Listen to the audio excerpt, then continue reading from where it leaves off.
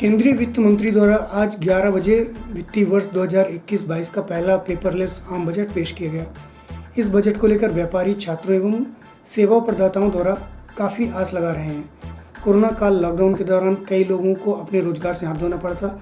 वहीं व्यापार में भी काफ़ी मंदी का दौर देखा गया और कई छोटे व्यापारी समाप्त हो गए।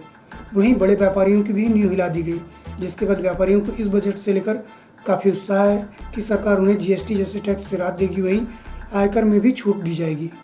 केंद्र सरकार का जो आम बजट आने वाला है उससे मेरे ही नहीं बल्कि सभी लोगों को शासन से बहुत ज़्यादा उम्मीदें हैं, क्योंकि सभी लोग जानते हैं कि ये जो पूरा साल था 2020 वो एक वैश्विक महामारी से हर कोई गुजरा हुआ है और जिससे जो हमारे देश की अर्थव्यवस्था है वो पूरी तरीके से डामाडोल है और साथ ही साथ जो हमारी आम जनता है उसने भी बहुत ही ज़्यादा परेशानियों को फेस किया इस दौरान। तो मैं यही चाहती हूँ कि जो हमारा आम बजट आए वो हम लोग की छोटी छोटी चीज़ों को देखते हुए बनाया जाए। तौर पर जो डिग्रियाँ तो दे रही है सरकार, जो रोजगार का फोकस करें, ऐसी पढ़ाई हो जिसमें स्किल डेवलपमेंट हो, कमर्शियल फोकस हो, ताकि स्टूडेंट अपना भविष्य उसमें खोज सके, नई ऊंचाइयों को छू सके, देश नई तरक्की की राह पर पहुँच सके। हमारी यही आशाएं हैं।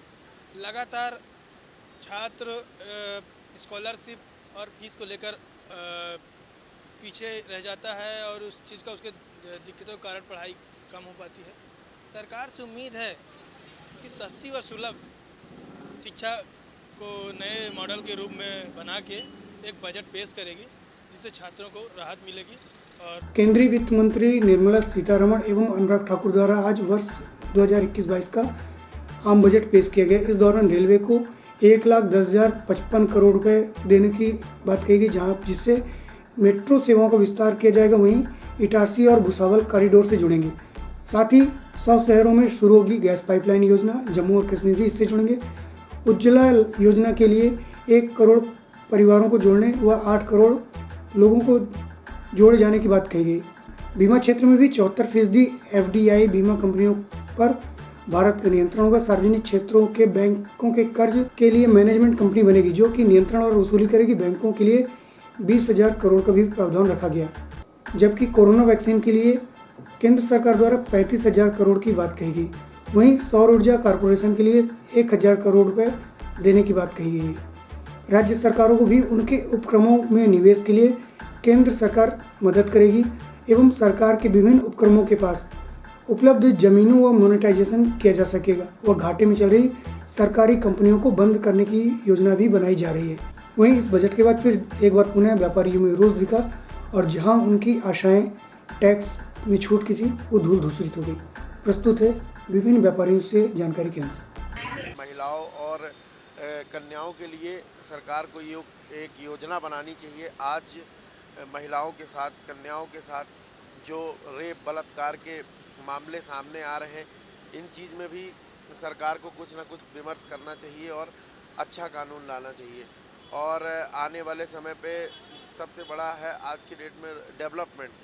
ये जो गवर्नमेंट उधर से तो योजना दे देती है कि हम मकान दे रहे हैं, ये दे रहे हैं, नल दे रहे हैं, पानी दे रहे हैं, लेकिन जो आम जनमानस है उसके तक मूलभूत सुविधाएं पहुंचाने का भी कोई ना कोई योजना बनाए कि उनके तक वो सुविधाएं पहुंच रही हैं कि नहीं पहुंच रही। आज की डेट में सबसे बड़ी समस्या यही है कि बजट आता है, बजट का हम स्वागत करते हैं बड़े धूमधाम से, लेकिन हमेशा जो हितग्राही होता है उस तक किसी भी प्रकार की जो सुविधा पहुंचनी चाहिए वो नहीं पहुंच पाती है। और सबसे बड़ा ज़रूरी है आज की डेट में, देखिए कोरोना के बाद हर व्यक्ति बेरोजगार हो गया है। बेरोजगारी को लेके, रोजगार को लेके सबसे बड़ा कदम सरकार को उठाना चाहिए और जिससे आने वाले देश का भविष्य है युवा को लेके तो गवर्नमेंट को बहुत अच्छा बजट निकालना चाहिए और बहुत अच्छा डेवलपमेंट स्किल करनी चाहिए, रोजगार, पढ़ाई, शिक्षा, यही सब। हमारा नाम शुभम सिंह चंदेल है, मैं NSUI का जिला उपाध्यक्ष। क्या नाम है आपका? अमित ठारवानी। आपने बजट देखा जी। कैसा बजट रहा है? बजट बिल्कुल निराशाजनक रहा है। व्यापारियों के लिए कुछ भी नहीं था।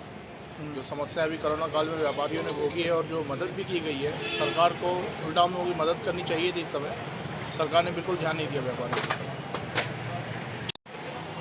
आज सरकार ने बजट पेश किया, आपने देखा कि क्या मिलेगा कुछ? आज का बजट सभी सेक्टर के लिए तो अच्छा रहा, पर व्यापारी सेक्टर के लिए बिल्कुल निराशाजनक रहा।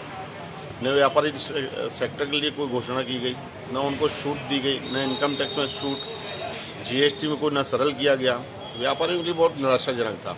छोटे छोटे व्यापारी जो अभी लॉकडाउन लगा था 5 महीने, उनको ऋण माफ़ करना था और 1 साल के लिए ना जीएसटी लगता, ना इनकम टैक्स देना पड़ता। जो छोटे छोटे उद्योग चलाते हैं उसमें भी कोई छूट नहीं दी, इसलिए व्यापारियों के लिए निराशाजनक है।